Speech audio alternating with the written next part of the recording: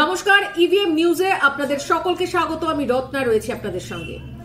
Medinipur medical college হাসপাতালে প্রসূতির মৃত্যু, আর এই মৃত্যুর ঘটনার দায় মুখ্যমন্ত্রী মমতা বন্দ্যোপাধ্যায় সরাসরি চিকিৎসকদের ওপর ঠেলে দিলেন। সরাসরি তিনি বললেন যে চিকিৎসকদের গাফিলতিতেই এই মৃত্যু হয়েছে। বিষয়টা হচ্ছে যে মেদিনীপুর মেডিকেল হাসপাতালে 5 জন প্রসূতি ভর্তি হন, তারপর তাদের ডেলিভারি হয়। ডেলিভারি হওয়া পর্যন্ত তারা কিন্তু সুস্থ ছিলেন, এবং তারপরই দেখা গেল যে একজন গুরুতর অসুস্থ হয়ে মারা গেলেন। তার নাম মামনি রুই দাস, যে ঘটনা নিয়ে ইতিমধ্যেই তোলপাড় মেদিনীপুর, শুধু মেদিনীপুর নয় পশ্চিমবঙ্গের রাজনীতি তোলপাড়। অপরদিকে 4 জন প্রসূতি এখনো গুরুতর অসুস্থ, তাদেরকে ইতিমধ্যেই স্থানান্তর করা হয়েছে এসএসকেএম হাসপাতালে, এবং একজনকে মেদিনীপুর মেডিকেল কলেজেই রাখা হয়েছে, 3 জনকে স্থানান্তর করা হয়েছে এসএসকেএম হাসপাতালে।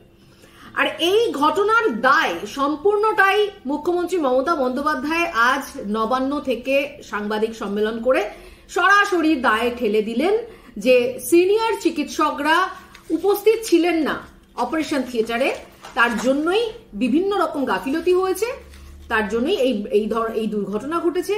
এবং আরো একটি বিষয়, যে এই ঘটনা ঘটার পর যখন সিআইডি কে তদন্তভার দেওয়া হয়, তাতে যে রিপোর্ট উঠে আসে সেই রিপোর্টে কিন্তু স্যালাইনে বিষক্রিয়া বিষয়টি উল্লেখ নেই। সেখানে বলা হয়েছে সরাসরি হিউম্যান এরার, এবং এই স্যালাইনের বিষক্রিয়া হয়েছে বলে প্রসূতির পরিবার থেকে শুরু করে আরো অন্যান্যরা তারা প্রথম থেকেই আওয়াজ তুলেছিলেন যে এক্সপায়ারি ডেটে স্যালাইন দেওয়া হয়েছে, যার জন্যই এই ধরনের দুর্ঘটনা ঘটেছে। কিন্তু সিআইডি যে রিপোর্ট, স্বাস্থ্য দপ্তরের যে প্রাথমিক তদন্ত রিপোর্ট, সেই তদন্ত রিপোর্টে একেবারে সরাসরি বলা হলো যে হিউম্যান এরার, অর্থাৎ যেখানে তিনি একেবারে দায় ঠেলে দিলেন জুনিয়র সিনিয়র ডাক্তারদের, এমএসভিপি, এদের সকলের ওপরে কিন্তু তিনি দায় চাপিয়ে দিলেন। তিনি বললেন যে সময় অপারেশন হয়েছে সেই সময় কোনো সিনিয়র চিকিৎসক ছিলেন না, পুরোটাই জুনিয়র চিকিৎসকরা করেছেন। ডেলিভারির শুরু থেকে শেষ পর্যন্ত সবটাই জুনিয়র চিকিৎসকরা করেছেন, যার ফলে তাদের গাফিলতি হয়েছে এবং সেখানেই তাদের মৃত্যু হয়েছে, তার জন্যই এই প্রসূতির মৃত্যু হয়েছে।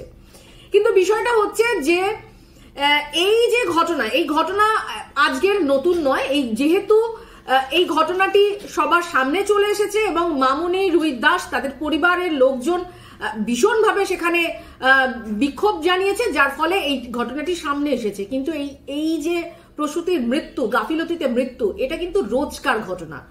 পশ্চিমবাংলায় এই ধরনের এক্সপায়ারি ডেটের স্যালাইন আজকে নতুন নয়, বহুদিন ধরে দেওয়া হচ্ছে। আরজি করের যে খুন ও ধর্ষণের ঘটনা আমরা আমাদের সামনে যে সমস্ত নিদর্শনগুলো রেখেছে, তাতে আমরা সেই সময় দেখেছিলাম বহু চিকিৎসক, বহু সিনিয়র চিকিৎসক বিভিন্ন রকম অভিযোগ করেছিলেন। ওষুধের মধ্যে ভেজাল ওষুধ, সম্পূর্ণ গাফিলতি, যে ডাক্তারদের গাফিলতি, সেই সমস্ত বিষয়গুলোকে তুলে ধরেছিলেন। এবং মুখ্যমন্ত্রী মমতা বন্দ্যোপাধ্যায়, অপরদিকে স্বাস্থ্যমন্ত্রী মমতা বন্দ্যোপাধ্যায় তাকে বারংবার চিঠি দিয়ে সমস্ত গাফিলতির কথা উল্লেখ করেছিলেন, জানিয়েছিলেন। শুধু মানে মুখ্যমন্ত্রীকে নয় বা স্বাস্থ্যমন্ত্রীকে নয়, এই যে গাফিলতির ঘটনা, এই গাফিলতি হচ্ছে রাজ্য জুড়ে স্বাস্থ্য দপ্তরে, তা কিন্তু আরো অনেক জায়গায়, এমনকি রাজ্যপাল থেকে শুরু করে রাষ্ট্রপতি সকলকেই কিন্তু জানানো হয়েছিল। কিন্তু কোন রকমের কোনো সেই অর্থে কোনো সাবধানতা অবলম্বন করেনি স্বাস্থ্য দপ্তর বা স্বাস্থ্যমন্ত্রী। গাফিলতি চলেই গেছে, এবং বারংবার এই গাফিলতির অভিযোগ সত্ত্বেও দেখা গেছে, অভিযোগ করার পর দেখা গেছে যে যারা অভিযোগ করেছেন তাদের বিরুদ্ধে কড়া শাস্তির বিধান দেওয়া হয়েছিল, তাদেরকে ট্রান্সফার করে দেওয়া হয়েছিল, এবং তাদের দেখা গেছে যে রিটায়ারের পর তাদের টাকা পয়সা বন্ধ করে দেওয়া, আরো অনেক অত্যাচার এই যারা অভিযোগ করেছিল তাদের ওপর দিয়ে চলেছে। ফলে আরজি করের ঘটনার পরেও কিন্তু স্বাস্থ্যমন্ত্রীর টনক নড়েনি, এবং এই বিষয়গুলো এখনো চলে যাচ্ছে, নিরধারা চলে যাচ্ছে। সমস্ত জায়গায় গাফিলতি, কোনো জায়গাতে তিনি কিন্তু কড়াভাবে বক্তব্য রাখতে তাকে শোনা যায়নি যে কোনো হসপিটালে কোনো গাফিলতি চলবে না। এবং আমরা দেখেছিলাম যে সমস্ত জুনিয়র সিনিয়র চিকিৎসকদের উপরে অভিযোগ ছিল যে তারা হাসপাতালে থ্রেড কালচার চালু করে, থ্রেড কালচারের হাসপাতালকে থ্রেড কালচারের মধ্যে দিয়ে নিয়ে গেছে, এবং যে সমস্ত চিকিৎসকরা তারা 0 নাম্বার পেয়েছে, 0 পেয়েও তারা চিকিৎসক হয়েছে, এবং অনেক সিনিয়র চিকিৎসক এটাও অভিযোগ করেছেন বহু জুনিয়র চিকিৎসক রয়েছেন তারা শরীরের অঙ্গ প্রত্যঙ্গের নাম সঠিকভাবে জানে না, তাদেরকে দিয়ে চিকিৎসা করানো হচ্ছে। ফলে এই যখন বিষয়গুলো সামনে উঠে এসছে তখনও কিন্তু মুখ্যমন্ত্রী মমতা বন্দ্যোপাধ্যায় কোনো রকম স্টেপ নেননি। আর আজ যখন এভাবে প্রসূতির মৃত্যু ঘটলো তখন তিনি প্রথমেই টাকার অফার করেছেন, টাকা দেওয়া হবে, 5 লক্ষ টাকা ক্ষতিপূরণ দেওয়া হবে, চাকরি দেওয়া হবে, যে লোভ লালসা তিনি মানুষকে দেখিয়ে আসেন সেটা অ্যাজ ইট ইজ তিনি করেছেন। এছাড়া যেটা তিনি বলছেন যে একেবারে সরাসরি তিনি বলছেন যে দায়িত্ব ঠিক মতন পালন করা হয়নি, যার ফলে এটা করা হয়েছে। এবং এরপরেও তিনি যে কথাগুলো চিকিৎসকদের উদ্দেশ্যে তিনি বললেন, যে সমস্ত চিকিৎসকরা সেই দিন ডিউটিতে ছিলেন, তিনি বললেন যে ওই দিন যারা অপারেশন করেছিলেন, যাদের হাতে সন্তান জন্ম হয়, তারা দায়িত্ব ঠিক মতন পালন করেননি, একেবারে সরাসরি তাদের উপরে দোষ দিয়ে দিলেন। এবং মা ও শিশুদেরকে বাঁচানো যেত যদি তারা ঠিকঠাক মতন দায়িত্ব পালন করত, কারো প্রাণহানি হতো না।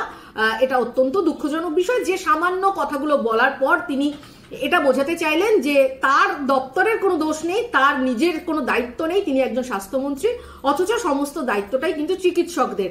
এবং তিনি 12 জন চিকিৎসককে সেদিন যারা অন ডিউটি ছিলেন তাদেরকে তিনি সাসপেন্ড করেছেন।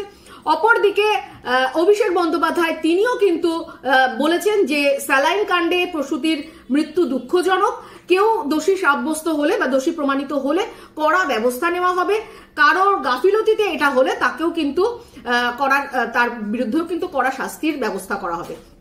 ফলে এই সমস্ত কথাগুলো তো আমরা শুনছি, কিন্তু আর.জি. কর মেডিকেল কলেজের ঘটনার পর কেন স্বাস্থ্য দপ্তর সতর্ক হলো না, কেন স্বাস্থ্যমন্ত্রী তিনি সতর্ক হলেন না যে তার দপ্তরে এই যে বিষয়গুলো চলে আসছে অনেক দিন, মানে 2011 সালের পর থেকে বিভিন্ন অভিযোগ উঠেছে, কেন তিনি এই অভিযোগগুলোকে কড়া হাতে এই অভিযোগগুলো দেখেননি, তার অভিযোগগুলোকে নিয়ে তিনি বিভিন্ন রকম ভাবে তদন্ত করেননি, সেই সমস্ত বিষয়গুলো কিন্তু একটা বড় প্রশ্নচিহ্ন দাঁড়িয়ে যাচ্ছে।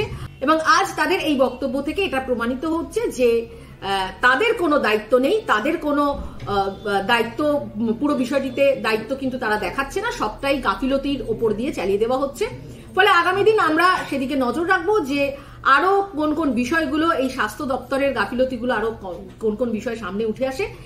আজ এই পর্যন্তই, সঙ্গে থাকুন।